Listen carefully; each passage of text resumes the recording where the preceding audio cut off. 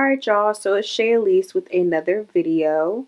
Just wanted to show you guys this tutorial on short hair of these blonde knotless braids that I did for my mommy. I'm really glad that she let me record. So yeah, I'm going to be showing y'all some in-depth process of how I actually install them.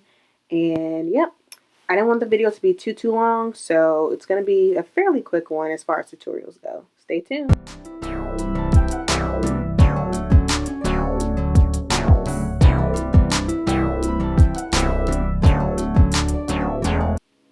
So these are the products I use. Got to be glued hairspray, Vigorol, Mousse, the olive oil shine one, your go-to pink Sheen spray, some scissors, some hair clips. I use like a comb clip and then some regular flat clips, rat tail comb, metal and plastic. That's another scrunchie that I had. And Shine and Jam, this is the go-to for braiders. If you don't know, you need to get on it. And I use Queen Bee hair. This is color 27 in the length 40.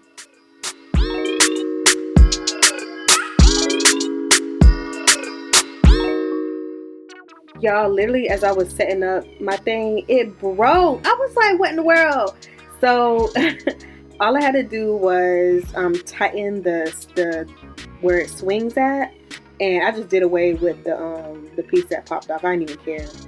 So for the small size, I did about the width of my pointer finger to separate the hair, and then to actually separate the hair into the strands that you need. So you'll separate the hair to the finger width length, and then you'll separate that into 3 strands to add into the actual hair to feed it in.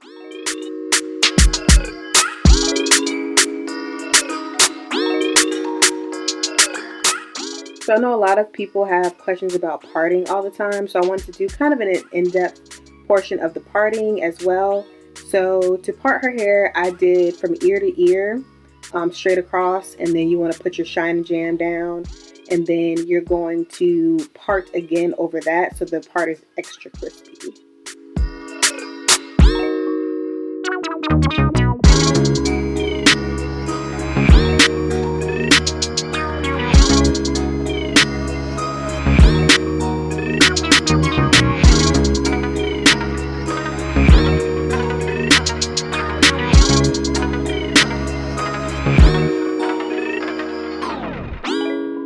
So after that, you want to section that off, put it in a ponytail. That'll be the front half. And then for the back, since her hair is shorter, I went ahead and parted it down the middle so I can part one side and then mirror the other side with it. So same thing. I did about maybe an inch and a half, about an inch and a half per section, and I did about 5 sections for her. So each section you're going to part, and then you'll put the Shine and Jam down just to keep it sectioned off. And then, like I said, here I am going mirroring it with the other side. Same thing, you're going to part, put the Shine and Jam down, finish parting the rest, and then after I finish all this, we'll go over it and part it to make it all straight across with the metal rat tail comb.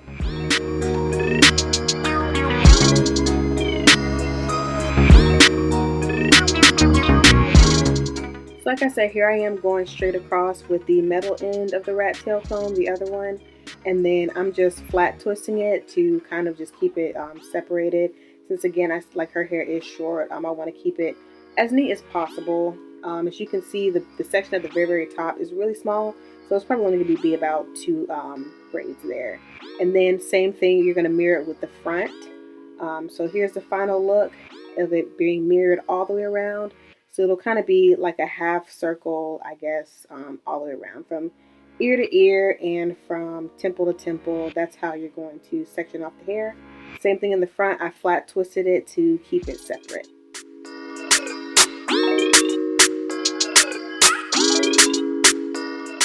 I just realized I only did 4 sections because she does have the back tapered. So I only did 4 sections. Now, since her edges are very short, I just did regular box braids, so I didn't even record that. But this is what the actual knotless braid looks like. and you can see how crispy these parts are, period. So I just wanted to show y'all, after you take the flat twist out, this is how the hair will be. And then I'm going to go ahead and show y'all the parting process to make it the brick layer parting for the knotless braids.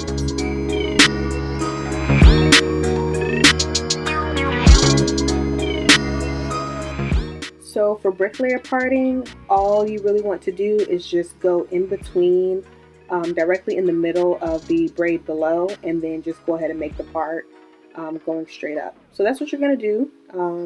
And then Shine and Gem is literally my best friend. So you will make the part, lay the Shine and Gem down, part over it again, and then section it off that way. I just twist it to keep it out the way because the Shine and Gem has a really good hold and doesn't cause a lot of buildup. So you can use really as much as you want, and it will be good to go. So to start off the knotless braid, I section it into 3 sections like this. On the edges I do it with a rat tail comb, and in the middle I kind of just do it with my fingers. I realized you couldn't really see very well, so I'm just going to kind of show y'all how gentle I am with the edges, putting it in very, very gently.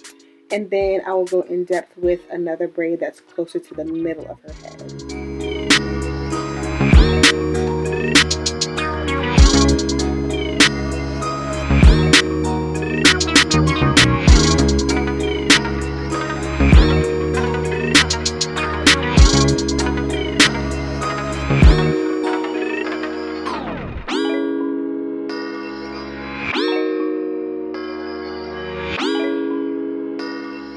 So of course you're going to, comb out that section to make sure that it is no tangles or anything. Then you're going to separate it into 3 sections like I did before. You'll grab your one of the 3 pieces of hair that you'll use, and I feed it under. So I feed it in underneath, and then I leave one of the pieces on top. Then I'll start the braid, and then I'll pull the other piece down. So here I am feeding it in underneath with one of the pieces. Then I'll start the braid, then bring that other piece down, and then again feed in the piece, start the braid, and then bring the other piece down. And you'll kind of feel how many pieces you'll need. Sometimes I use 3, sometimes I use 4, sometimes I use 5. It depends on the thickness of the of her hair and the thickness of the pieces of braiding hair that I was using. So you'll pretty much do this until it is good enough. Then you'll get your comb through to make sure that it is blended well with the braiding hair. You can add a little bit more gel if you need to, but then I just braid it down until, sometimes I'll braid it down until I get past her hair, or I'll braid it down about halfway through the actual braid. Depends on what I'm doing or what I feel like doing. But I braided up until about halfway through the braid, and then I finish all of her ends at the end.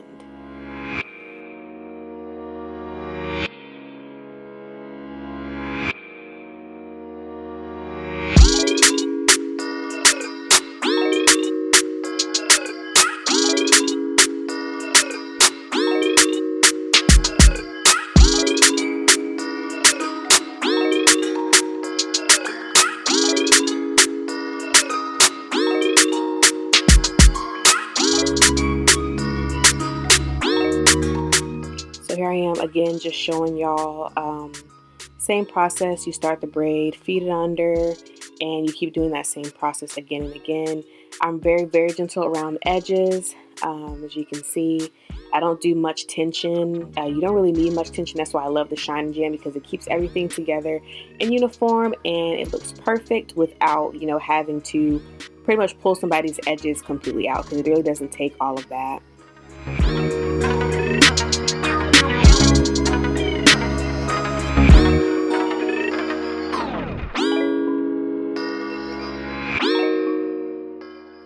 Y'all can hear my dogs bark, but I want to go ahead and get this voiceover done. So here's how I did the top of her head. So I just made it each side mirror, and then as you can see, the bottom piece has kind of like a triangle diamond to it. But this is how I made it, so all the pieces are the same size and everything. So yeah, so here I am just finishing the top of her head, and yep, just watch me finish that.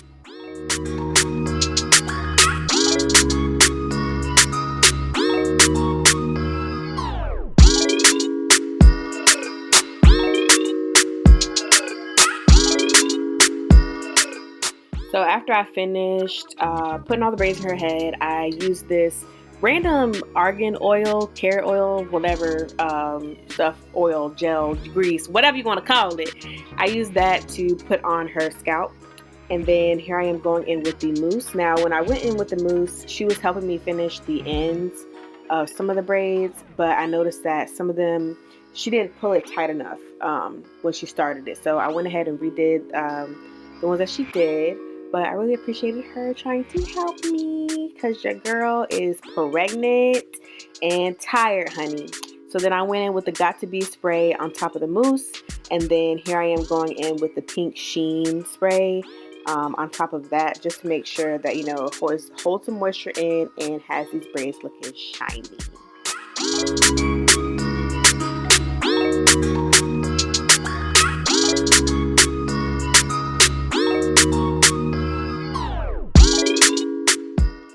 So I use the Kiss Edge Fixer, the one that Sweetie be advertising or whatever, the Sweetie gel.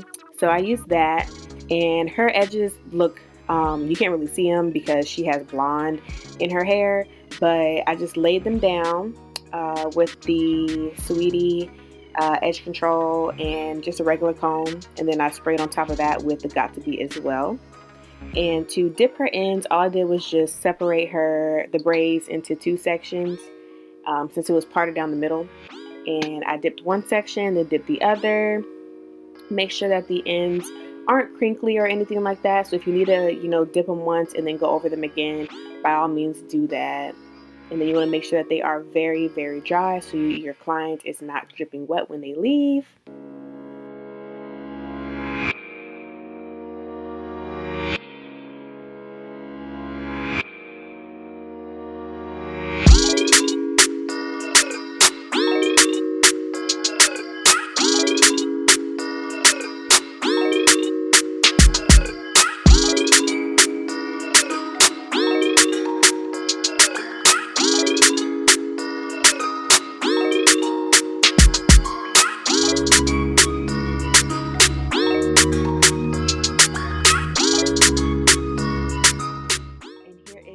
Final look, y'all. You can see edges are slicked down, period. Braids are perfect to the T. Everything is falling well. That bricklayer pattern is doing its ting. You can see there are no crinkly ends or anything like that. These turned out very, very well. This is exactly how she wanted them. So she wanted pretty much bigger parts, but with a small, medium-sized braid. So it's not so heavy. She put them into a bun literally that night, so it was tension-free, as you can see. And here is the top to bottom. Just wanted to show y'all, give y'all a little slow-mo that these parts are clean to the T, baby. So yeah.